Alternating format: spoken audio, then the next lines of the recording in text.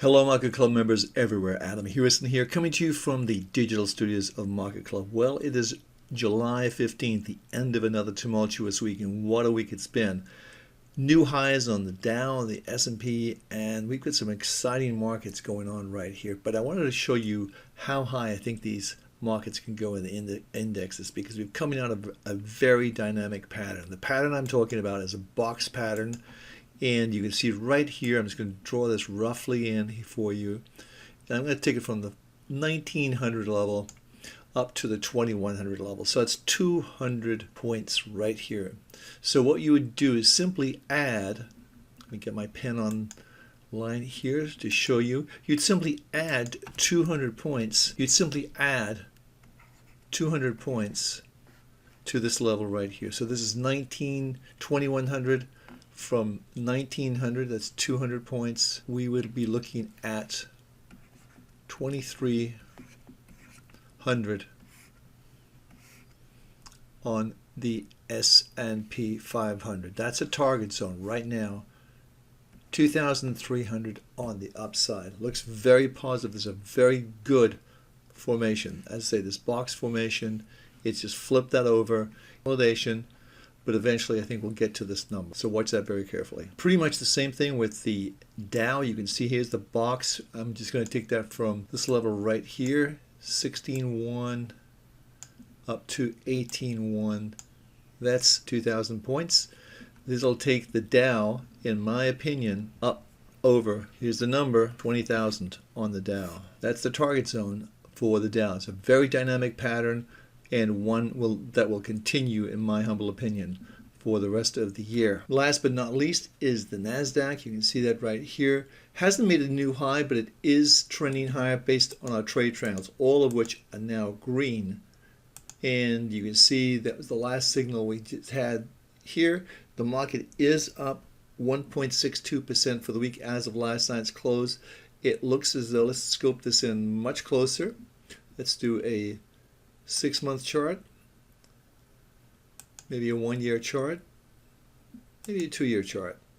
And that's the chart we want. So let's just take our trade triangles off for the moment, and let's see if we can draw a trend line from these highs. Not quite as bullish, but certainly the trade triangles are bullish. But the S&P 500 and the Dow was up 1.98% so far this week, and the S&P 500 was up 1.59%. Good gains for the week. NASDAQ not quite as strong, up 1.62%, but nonetheless still a positive week, and the trend just looks higher. Looking at gold, the gold market was down 2.76% for the week as of yesterday's close. But the point I want to share with you today with gold is the trend is still positive. But look at where we are in our RSI indicator. Look at here and look at where we are right now. Back at that 50 line, great support here for gold in our opinion. I would look for gold to maybe consolidate a little bit and then start moving higher again. Longer term, it still looks positive. Providing our weekly trade triangles stay positive, we want to be long gold. And if we look at our trade triangles, you can see the monthly and the weekly are positive. Only the daily is negative, indicating you should be on the sidelines. But watch this daily. If this turns green, get on board. The gold train is not over yet. We're still going to have target zones for $1,400 on gold. So let's see how that plays out. A couple of gold stocks we talked about before. One is Barrick Gold, symbol ABX. And you can see yesterday's incredible outside day. Very, very positive. If Barrick Gold closes higher today, it will confirm that this is a low period. And it's interesting to see where that low period is coming from. It's coming from the RSI 50 line, which is support. Remember we talked about support. You still have the trend is up. I would say if we close higher today in Barrick Gold, get on board. It's going higher. Another stock we like is Newmont Mining. Symbol is NEM, traded on the NYSE. We talked about Newmont before. This is an excellent close yesterday, outside day to the upside. Best close we've seen in quite some time, well over a year. If this market closes higher today, I would look at the market around about 3:45 Eastern Standard Time. If it's at or close to its highs, higher than yesterday, get long for a weekend trade. It looks excellent. Scoping this market out to a maximum, you can see this stock has been considerably higher all the way up to over $70 a share. So even at $41.61, it is not overbought in our opinion. So watch this very carefully, but it looks like it's going to be a really good close today. And the potential we have, Newmont was up last week 1.13% when Barrick was actually down and gold was down. So it's another strong sign that this market wants to go higher. We're seeing a bit of a mixed picture in crude oil. This is the August contract.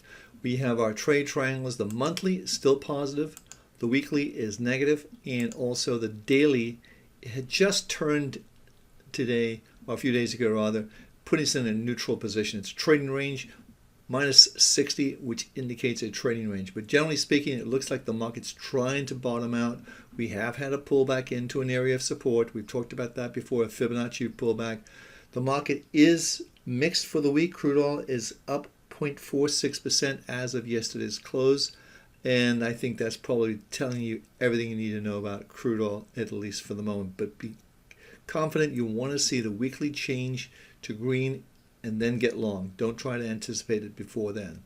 Hey, I'm Adam Hewison from Market Club. Thanks for stopping by. Every success. Have a great weekend and enjoy. We'll be back next week, so we'll see you then.